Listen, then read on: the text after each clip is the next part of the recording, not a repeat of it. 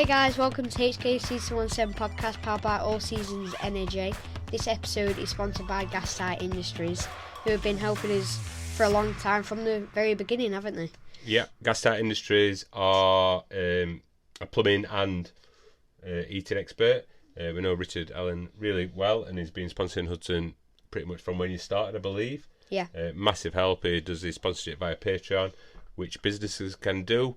Check the link in the description if you want to get involved for 2024. So, and it's been a long time coming, as we roll in to episode 35 of the HKC 217 podcast, we have been extremely busy. So we do apologise in advance.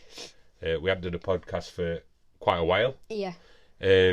This week's episode, we are going to recap everything that we've been up to over the last couple of months. So that includes round 7 and round 8 of the British Mini Bikes Championship. Hudson qualifying for the MiniGP World Finals in Spain. Hudson also, before that, he went to Gas 74 with Alex from Rent a Pit Bikes. Did some training out there, so we're going to cover on that. And also, you've done round 1, or I've done as well, round 1 of flat tracking at Champions Flat Track. So we're going to roll in. I've already said roll in, but as we roll in, and we're going to roll back to round 7. Yes. Of the British Mini Bikes Championship, which was at Three Sisters in Wigan. So on the practice day, it was a complete washout. It looked like it were going to stop. The Evans opened. In fact, that day you were absolutely soaked to the core. In fact, you actually caught poorly, weren't you? Next day. Caught a really bad cold, on Friday. The weather was horrendous. Did not stop raining, torrential rain pretty much all day, and then it'd stop for like 2 minutes, and then you'd be like, oh, it might start drying up, and it'd look all clear, and then all of a sudden a cloud comes over the trees. It seemed like it was gonna. It seemed like it was going to clear pretty much every time just before you went out, and then it just rained again. It rained. So it was torrential rain all weekend, and one of the only reasons why we carried on practicing that weekend on that Friday is because the weather were going to be temperamental pretty much all weekend, which kind of panned out a little bit. Yeah, it panned out. Yeah, because in some of the races it were just torrential rain, and then it was just still when it weren't raining. From all the rain from the previous 2 days, there were puddles everywhere. So Three Sisters is quite a grippy track anyway, so it's not like super bad in the wet. Probably the best one. It's one of the most grippiest tracks I've ever rode on. Really. So Hudson rolled into qualifying on the 110 and the 160. Morning warm up didn't go well. Had a problem with the 110. Ultimately, it panned out that it was the CDI unit. So what happened were we did a complete bike strip down.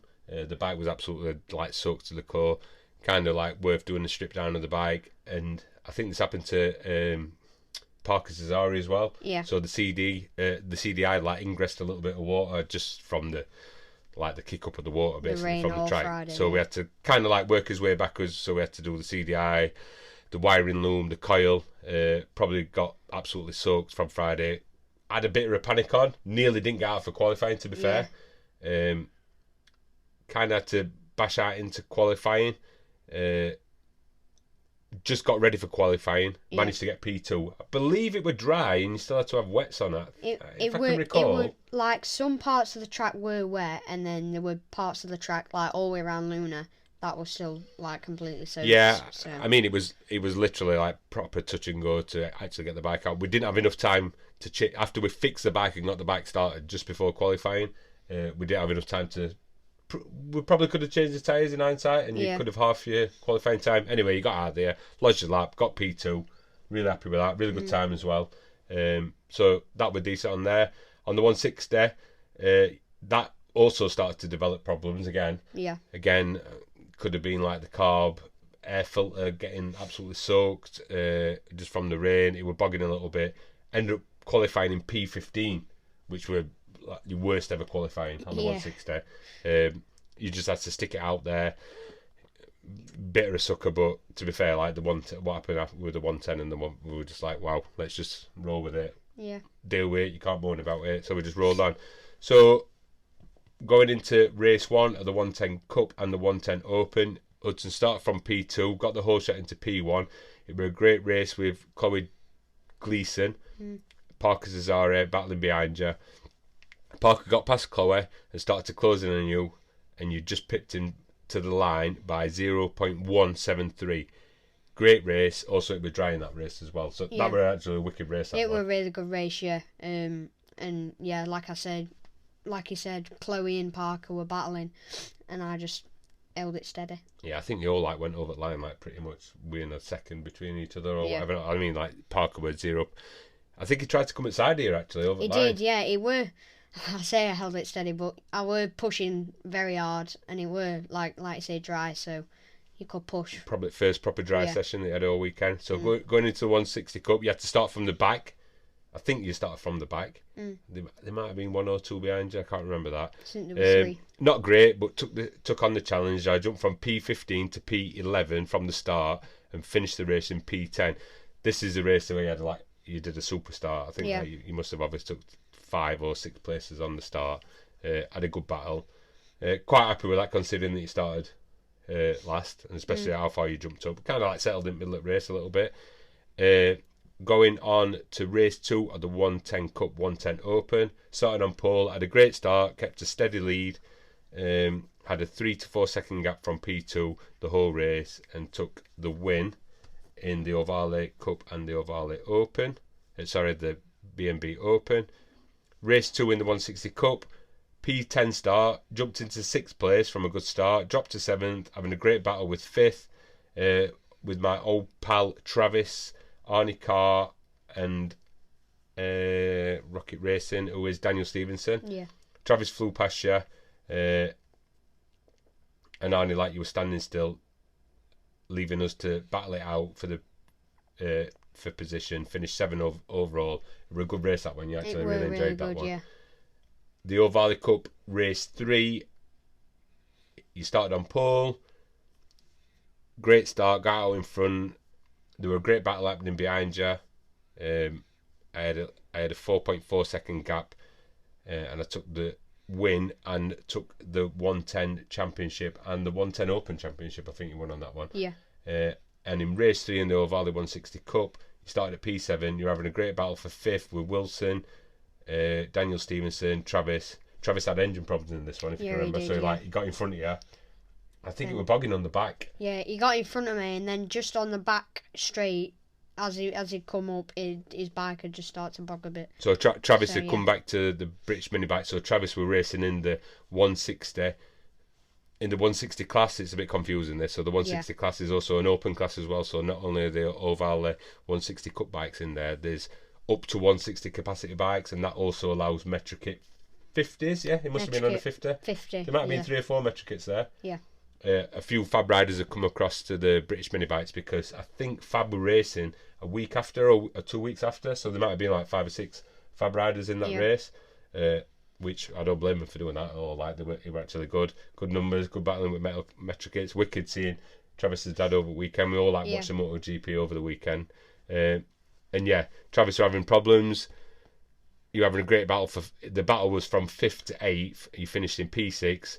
But it were a wicked race and you really, really enjoyed it. I think you just finished behind Wilson. Just behind Wilson. Just behind Wilson on that one. So they were Hudson, Wilson.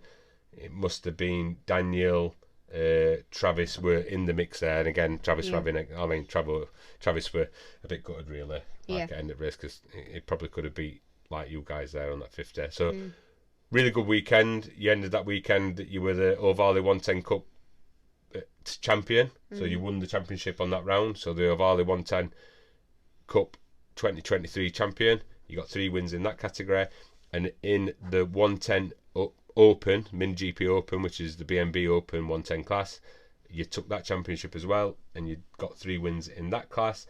In the Ohvale 160 Cup, you got second, and in the 160 Open, you got 10th, 7th, and 6th in the Open class. Wicked day. Wicked weekend, despite the weather. Despite the weather, yeah. This is around that we all watched MotoGP around at our own, and everybody come round. Danny had that fire. Danny bought that little campfire. Yeah.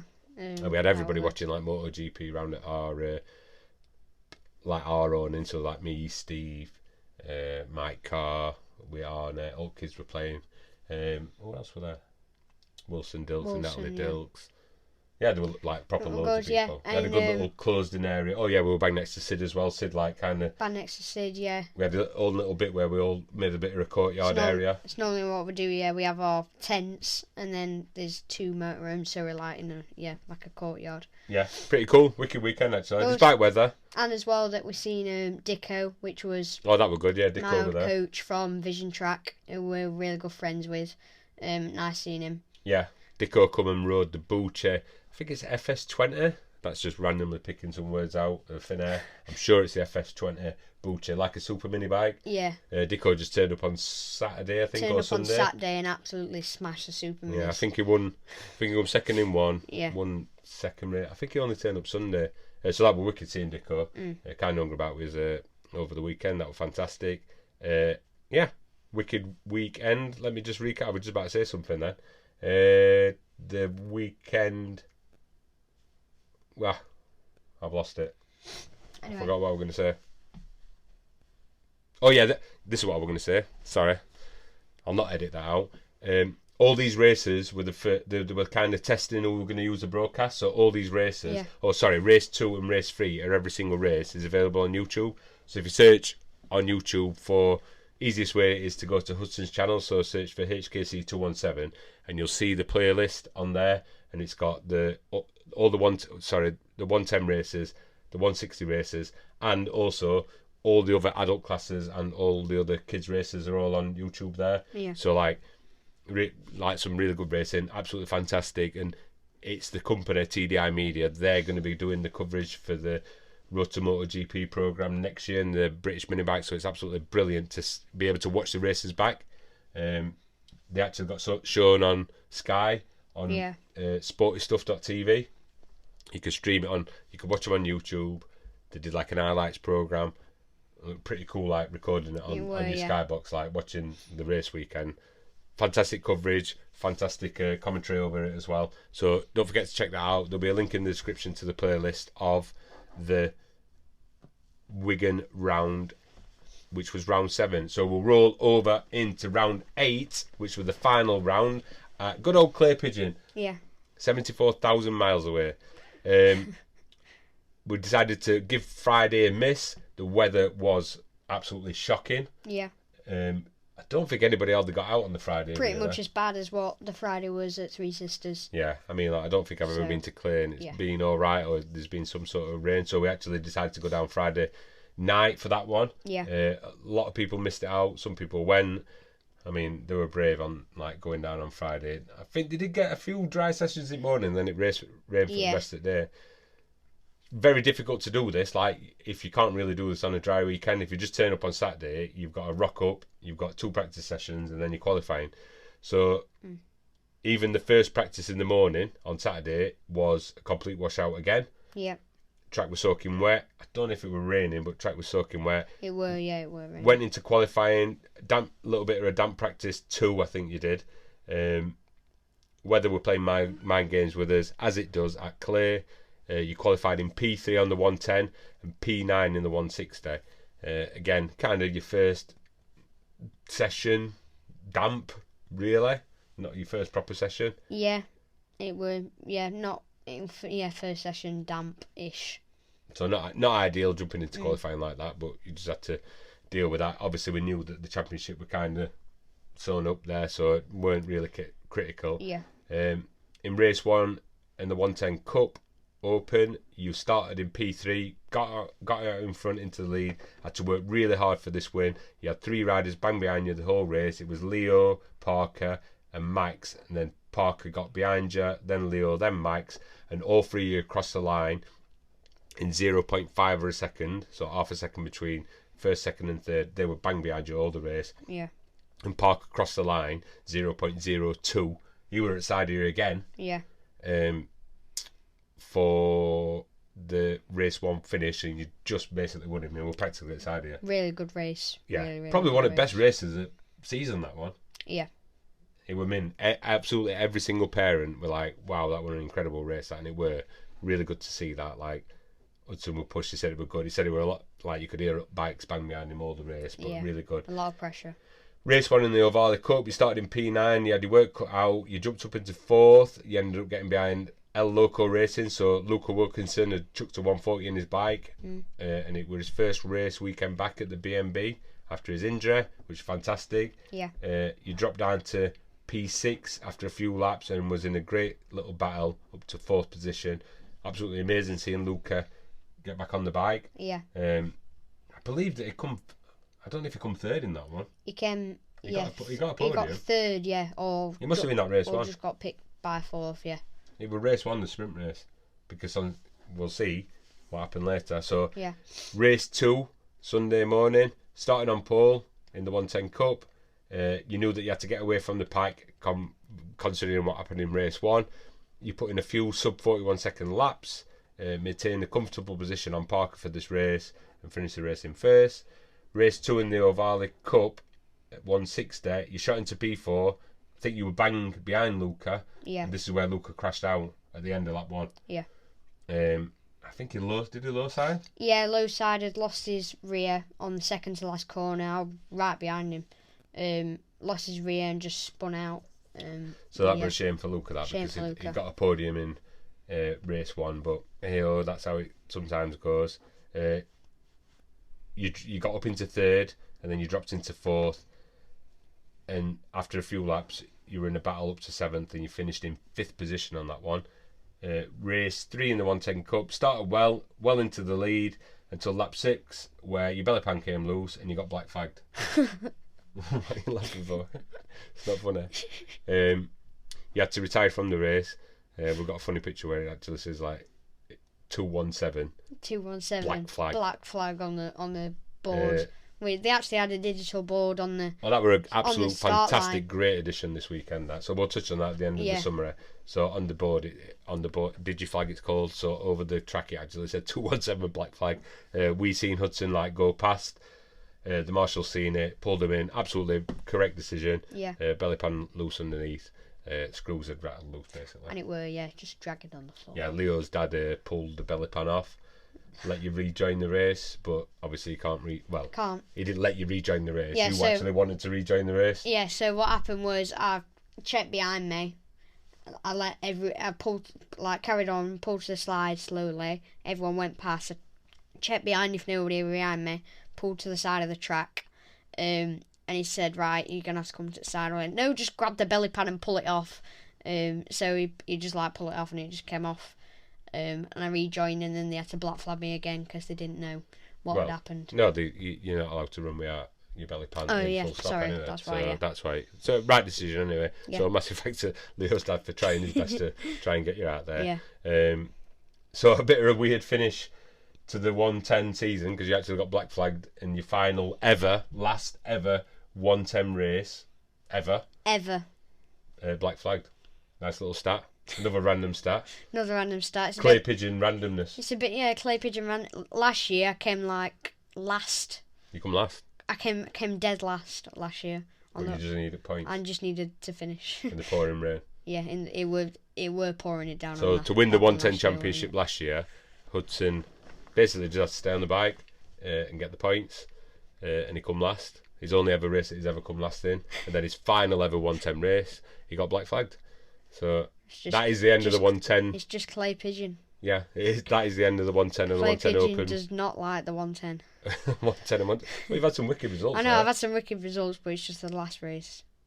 Well, you did the anyway. So, in the Ohvale 160 Cup, you started well. You got into 3rd. You hung on to the position until lap 10. Parker were hunting you down, and he were battling for the championship with Arne. You held off Parker as long as you can, and you finished in P. Parker eventually got past you, finished in P4. You kind of did Arne a little bit of a favour there, because Arne actually won the championship by 1 point. Wow. So if Parker could have got past you a little bit quicker, Parker had a little bit of an issue. I don't know if it was I don't know if they said this. I don't know if it was his tyre warmers weren't on or something like that. That's what it was. It's not news. It's not a school. But I don't know if tyre warmers failed or broke or something, and they only realised literally as they were going out to race. So he dropped right down the rankings, and then worked his way back up. And I mean, fair play to him. Fair play, yeah. He got all the way back up to Hudson. Second from last. But he really needed to beat Arne.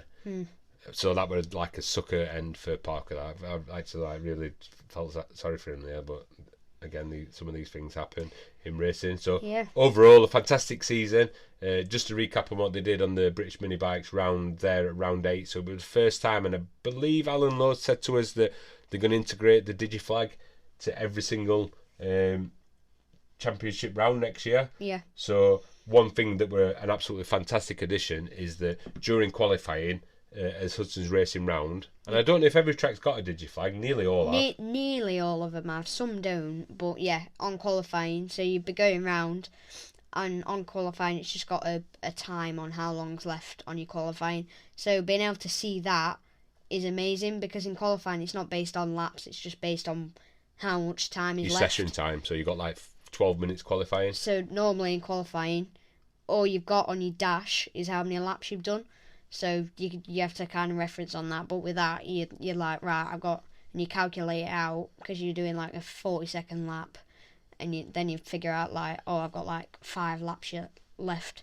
So you start pushing towards the end of the session. And if you're seeing, like what I had to explain to Hudson before, if you're seeing the countdown as you're going across the checkered flag, as you're going across the finish line, if the countdown's got like 10 seconds left, that final lap will count, which is another thing that they've honed in on amazingly, is that they've got like a new, I must apologise, I forgot his name, so they've got like a new clerk of the course basically, and that last flying lap will count, which is fantastic, because I've said about that before, that Hudson has done a last lap, and on the digital timing on the app, it's finished, and his last lap hasn't counted, and that's not how it should be. Like it should be like more. Qualifying works, So that it's kind of like MotoGP basically. Yeah, they're all trying to get across the line. If you're seeing that countdown as you cross under that line, that means that you've got one more. And even if it's going 3, and you're racing up 3, 2, 1, well, it might be a little bit close if that's happening.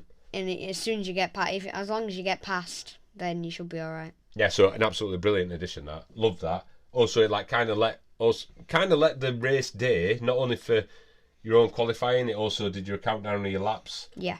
Did it show you your laps remaining? So on the race as well. So on your dash as well. So you go around for your warm up lap, and that counts as 1 lap on your dash.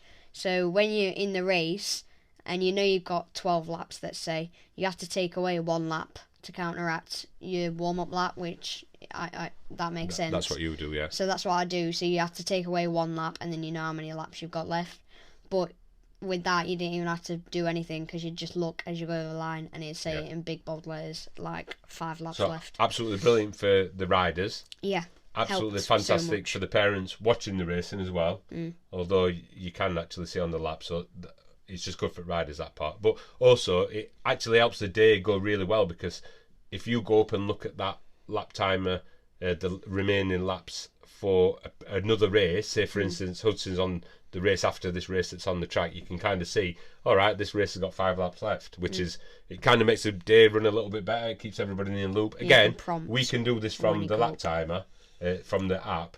It's just a lot easier. But it's just being able to look up. Like a great addition. I'm hoping, like I say, Alan Lord said, that it's going to be something that they're going to integrate, hopefully for the 2024 season. So we'll move over that as we're trying to rush through everything that we've got on the British mini bike. So we'll go back to in between this, or before this, went out to Spain to Alex's pit bike camp. Yeah. We spent 3 days out in Spain. Me, Hudson, Tyler out there. Really good camp.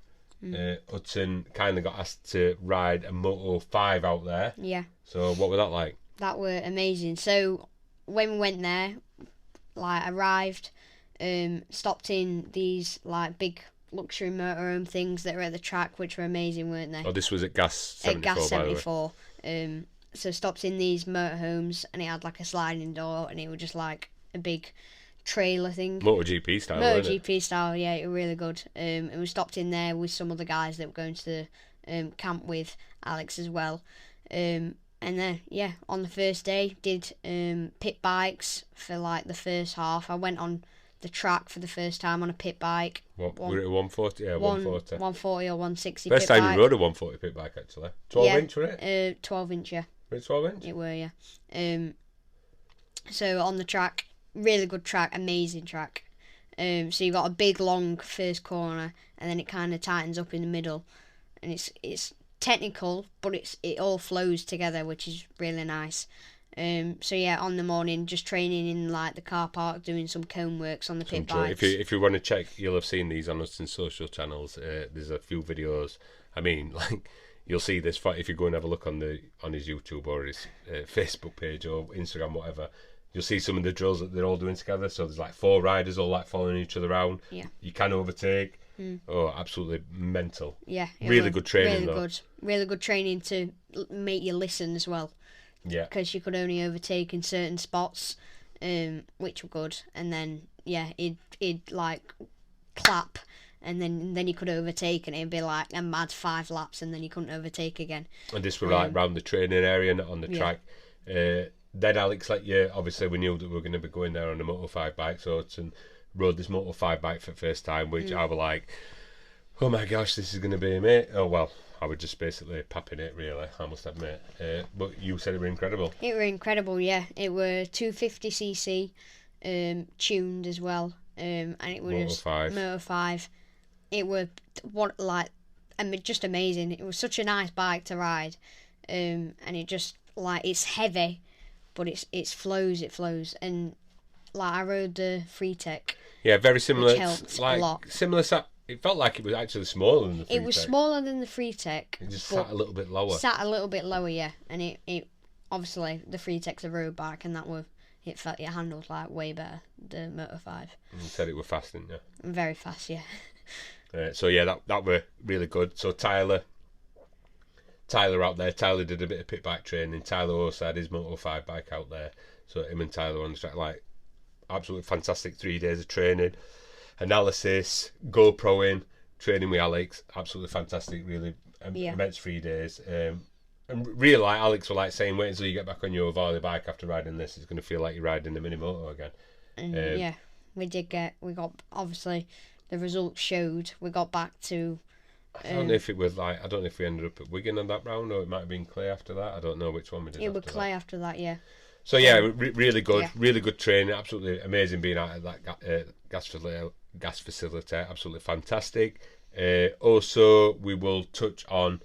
We're battering about all over the place here. So, from his championships that he's won, so Hudson was the MiniGP 110 champion, the 110 British mini bikes. So he was. Sorry, I'll say that again. Hudson was the Ohvale 110 Cup champion, the Ohvale 110 Open champion, and the Ohvale 160 Cup champion. Have I said that right there? Yeah, that's right. 110 Cup. Which was for this year. Ohvale 110 Cup, Ohvale 110 Open, and Ohvale 160 Cup. That enabled him to qualify for the World Finals in Spain, which you will see coming up soon on his socials. And we're going to have a vlog for that. Probably going to have a vlog for that. We'll not be able to really record anything to do with the weekend on track wise there, but we will be covering that, which will be absolutely fantastic. That's coming up, and that's one of the reasons why we're trying to bash out a podcast, and we've been super busy training, being to flat track, being out on the Evo 160. So another massive shout out to Peter Hickman. So for Hudson winning the 110 championship, Hudson got a 160 Evo bike to use for the year, which is absolutely amazing. So we've been out and tried that last weekend. First time riding that. What were your impressions of that? First time riding that, amazing. It's bigger, but it handles a lot better. We were fiddling about with some suspension settings up at Fat Cats. Does it feel better than a GPO? Yeah, it does. It does feel better. It feels bigger and more suited to. Yeah, I know I say I'm getting bigger. I'm quite small, but it fits me size wise. Yeah, you did actually feel like on the GPO, compared to when you got on that Evo, you were like, wow, I am actually quite cramped up on that GPO now. And like our Kentucking on that Evo as well, it's a lot longer as well, which makes it handle a lot better as well. So, you think so, yeah? Yeah, it does. I'm not riding it, I'm just asking questions. So that is the bike that they're actually using at the FIM World Finals as well. So that's one of the reasons why we got that bike up. That's why Pete kindly got us that bike for Hudson being 110 champion, 160 champion. 160 champion. As well, double whammy. Double. So absolutely massive fight. Huge thank as well to Harry as well. We'll probably pull some strings with Pete for getting that. So cheers, Harry, mate. Cheers, Harry. Really appreciate that. We'll see you in Spain. Also, in between all this training, we've been going flat track training. We've done flat track training on our training area with the Ohvale. Yeah. Sorry, with the Ossets. Ossets, yeah. Sliding the bikes around. Yeah. Literally was able to make, I would say, a 1-to-1 replica of the flat tracking track to the meter. Yeah, it was pretty incredible. It were good. So we did that for me as well as Alana and Hudson. So we all went round there like blasting round on his Ohvale bikes. Kind of like quite cool that we actually replicated that track there. It were, yeah. We all had races, messing about, trying to bring Alana on as well. Yeah, Alana's come on a lot since that day, and just replicating the track helped her a lot as well. Yeah, so obviously we went down to Champions Flat Track. Me, Hudson and Alana ride that. Alana does ride a Osset bike there. Me and Hudson are on CRF 110s and whatever not. Actually benefited me as well. Yeah. So I ain't got my results there. Hudson won all 6 series races. Yeah. Alana got her first ever cadet class podium. Absolutely incredible. That was an amazing moment. Yeah, it really showed did. that like the practice kind of like I Paid wouldn't off. say paid off. No, Certainly paid made a off. difference. Made a massive difference. Yeah, so we'll be doing a little bit more of that. And I got my best ever results. I thought I were in a sniff for a podium. Yeah, you were in a sniff. I can't get the results that I've got. I got like a roughly speaking. I got like I didn't win a race, but I got like a second, a third, a second. Yeah. I think I got 2 seconds, 3 thirds, and a fourth, or something along them lines. So my best ever weekend there, really. Did the oval track. Absolutely wicked being back down there as well. Yeah. Really enjoyed it. I can't express enough how much fun it is. Anybody who's like involved with biking or whatever not, any dads as well, get down there. Come and join rookie class with me. It doesn't sound fun. It is. It's so much fun. Like coming round and it's just sliding. You're like, Yeah, it's good fun. You can just rent your bikes down there as well. So a massive shout out to P. Rock up and ride. So me and Lana and Hudson raced that. Really, really enjoyed it. Any other things we need to catch up on there? No, Let's have a little scroll through. I think we're complete. So we concluded the British minibike season. You qualified for the World Finals, so keep your eyes out on us and socials for that. Yeah. Sorry for the big gap in the podcast. We have been super busy. We have been incredibly busy. Looking forward to the World Finals. What do you think? Are you excited for that? Really excited. So yeah, we're off to there. So good luck to everybody who's doing that. The British riders are Wilson Dilks, Hudson Cooper, and Ethan Sparks. We're meeting Harry out there. Sam Lowe's, who we met at the MotoGP. He's like the ACU representative, I think. Do you know that? Yeah. So Sam Lowe's is going to be the representative. Danny Webb's going to be also in our little bit there. Harry's meeting is out there as well. He's going to be in our hotel, actually, Harry. I don't know if you know that. Yeah. We're going out there with Steve, which will be amazing. So Steve's like mechanic for Hudson. Yeah. So that's going to be incredible as well. Super, super excited. Keep your eyes peeled. Sorry for the delay. We'll see you on the next one. Like and subscribe. Like and subscribe on your podcast app. Make sure you like and subscribe on YouTube. Keep in touch with socials. HKC217. See you in a bit.